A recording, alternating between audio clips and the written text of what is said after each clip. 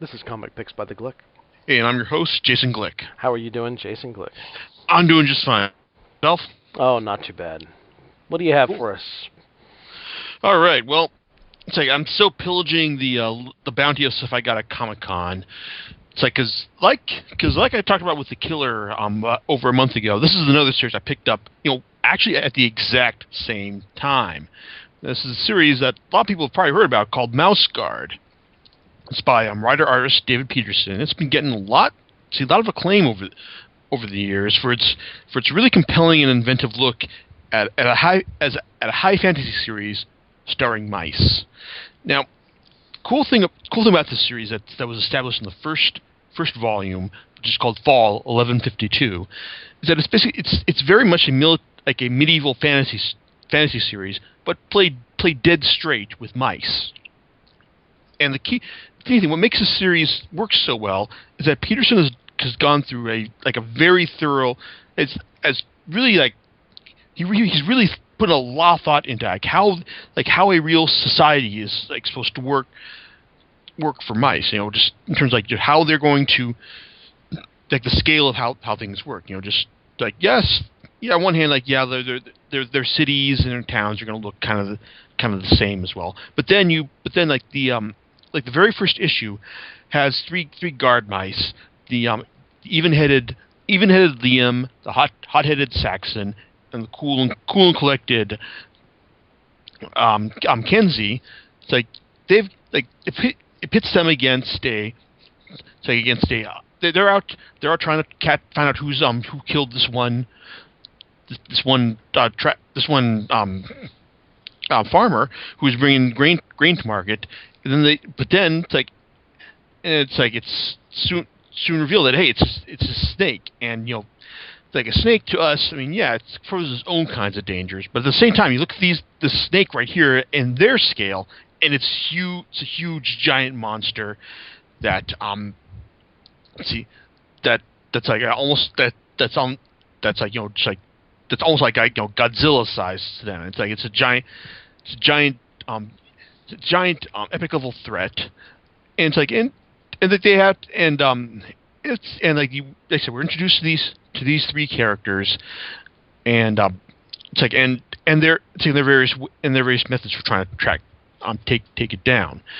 Now it's Liam who winds up getting the big heroic moment as he just dives right in and puts his sword right through the thing's brain through his mouth, and it's a nice sequence. It also sets things up as we find out that the merchant, the guy who's still going to sell trafficking and sell his grain, wasn't all that he seems, and that leads on to the main thread of the first volume, which has the three guard mice trying to foil an uprising led by another mouse who's posing as a mythic figure known as the Black Axe. Now, I really enjoyed this first volume when it came out. Precisely for it's Peterson's sense of scale for the for rendering this world, and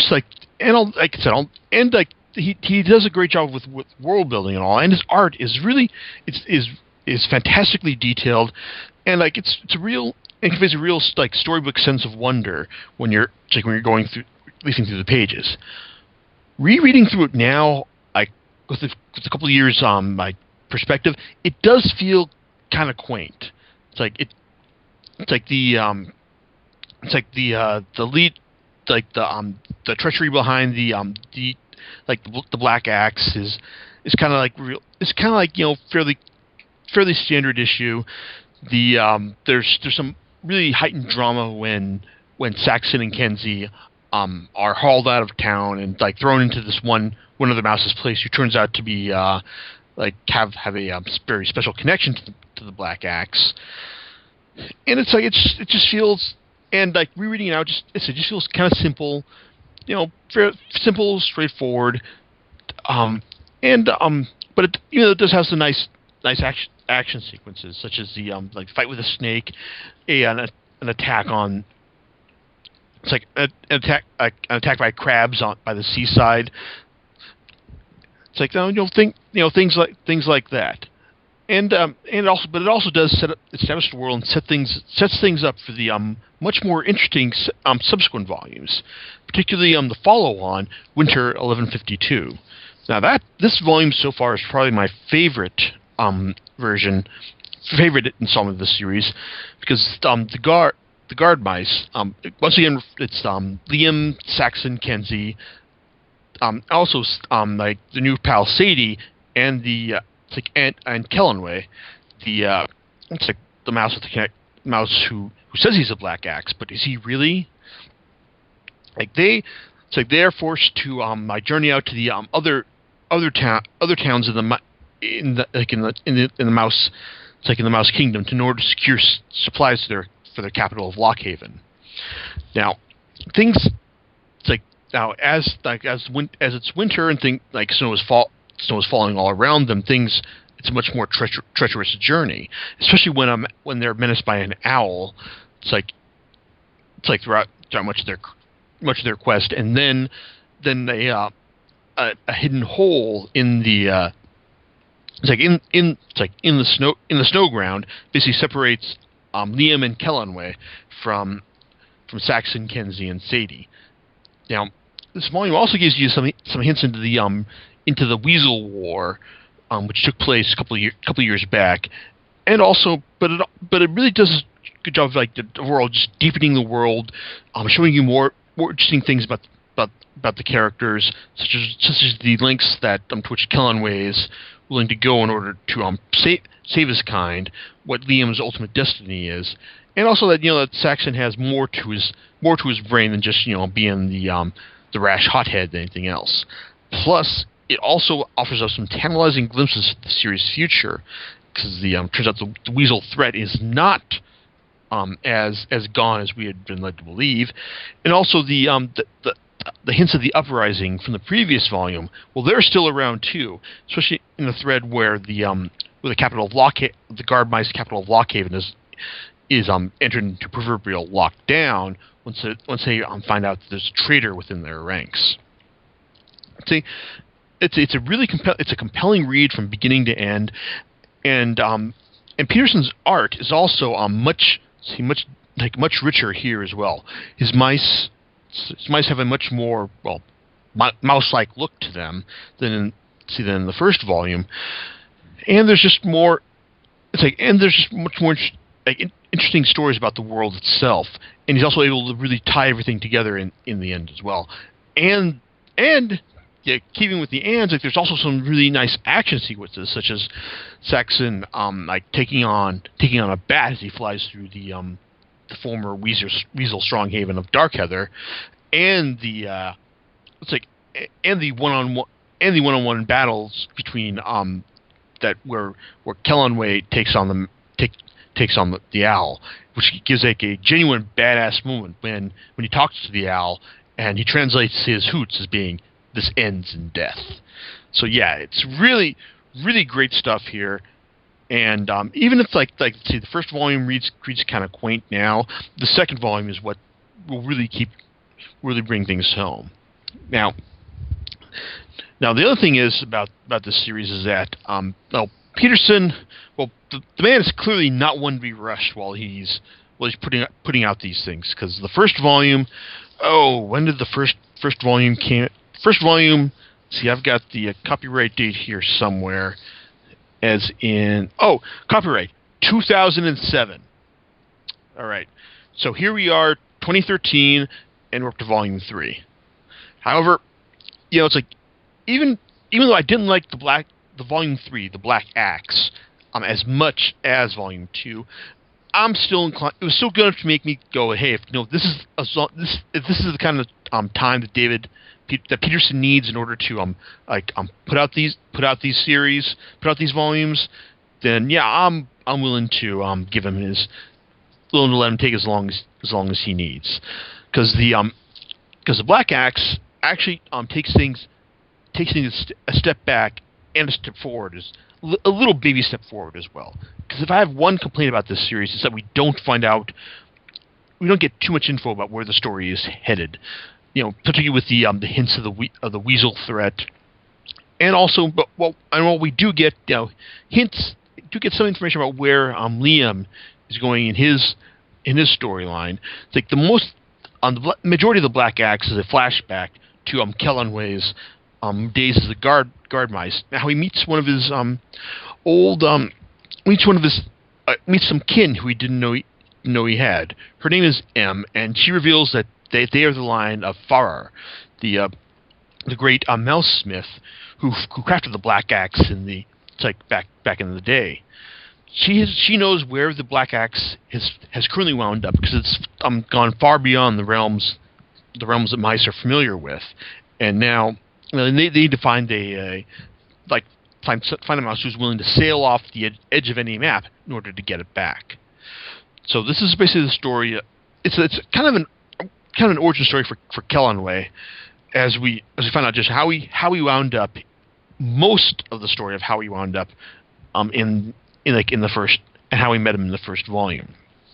It's like, well, he was certainly like a worthy guard mouse before he started on this quest. Find out that eventually he has to make the journey from just a regular guard mouse into myth if he's going to keep the legend of the Black Axe alive, and that process involves like I said, sailing off the edge of every map into a kingdom full of ferrets who have their own distinct set of honor, and also taking on a fox all by himself. This has some good stuff right here. It's like, and it's also lots of tragedy and heartbreak as you find out just what destiny has in store for Kellenway as well. And and like I said, it also feeds back into the main narrative, which is also as we get to find out as we get hints about what Liam's story is as well. It's great stuff. Yeah, it makes me wish that hey, I heard that the next story is apparently going to be another flashback story to the Weasel War, which was, let's see, I believe 2 or 3 years before the original Fall 1152 story. But at the same time, it's still just kind of jonesing for more of this, whether it's flashback or just flash forward form. I do remember hearing that the whole overall story is meant to be 6 volumes total, and so far it's great. It's great all ages high fantasy story that can be enjoyed by kids of all ages. And hey, it's like if you're jonesing for more Mouse Guard and you just can't wait for Petersen to put out a new volume every 3 or 4 years. Well, he's also putting out different new anthologies of stories as well. The first volume, Mouse Guard, Legends of the Guard, collects several different stories by lots of the industry's most talented storytellers, and it also contains a lot of framing sequences by Petersen as well. The first volume has the framing device of all the inhabitants of this one bar or tavern telling stories, with the best one being selected in order to clear the teller's tab for the year. Now you've got lots of great creators, such as Ted Naife, Terry Moore, Guy Davis, Gene Ha, Jason Alexander, and Carl Kerschel, as well as a lot of other creators who I had not heard of before, but also turned in solid work, like Jeremy Bastain and Katie Cook. Generally, there's not really a bad story. It's in this first volume, with some of the best ones being Bastain's original lead-off story, which has tells the story of how the mice secured their independence, and also the story by Gene Ha and with the script by Laurel Francis about a banker mouse who managed to secure great fortune through creativity that didn't involve him fighting. It's him actually raising a blade by himself. So even though it's like not all of these stories are 100% gold. I mean, some of them are kind of familiar, like say Oleg the Wise, where a mouse king finds out that his ferret Mout is going to be the death of him someday, and you can kind of see where that's going, but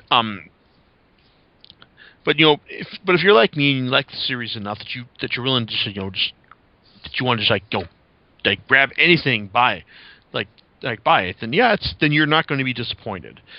It's like overall it's a pretty solid. As far as a stopgap between volumes goes, it's genuinely good, and I'd certainly looking forward to the next volume, which boasts contributions from creators like Usagi Yojimbo's Stan Sakai. It's currently being serialized right now, and it'll likely be and if it keeps to a decent schedule, it may the volume may be out in hardcover by the end of the year.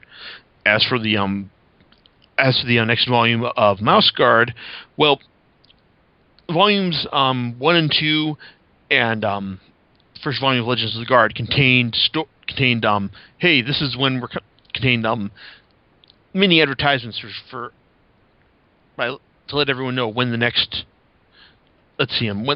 when the next next volume of the series will be coming out. And I noticed that Petersen didn't do that for the Black Axe. So Mouse Guard, fantastic stuff as it is. I'm certainly looking forward, and I see no reason not to be fantastic as it comes out in the future, whenever that may be. Period. So John, any thoughts? I was looking it up as you were talking about it, and I kind of was peeking at the artwork because I was curious about that, and I like the way it looks. My gosh, it's really, I love the drawing style for it, for sure. Yeah, it's like I'm willing to bet that the reason this takes so damn long to come out is that Petersen has got to be a real perfectionist about just getting the right amount of detail, and it's like and style for each panel. I mean, this is like a the intent, the drawings are as intense as a children's storybook, but just done as sequential art. It's not just like a single page of action. It's like panels of this intrinsic detail to it. And this is not your Mickey Mouse that you grew up with, folks. Oh no, he has very realistic looking mice. Very outside of the fact that they're wearing cloaks and daggers. It's very cool though. Yeah, so like I said, highly recommended, and like I said, I'm looking forward to the next volume, whenever it comes out. All right, and with that, we'll call it an evening on Comic Picks by the Glick. Yep. All right. Talk to you guys later. All right. Talk to you later. Bye.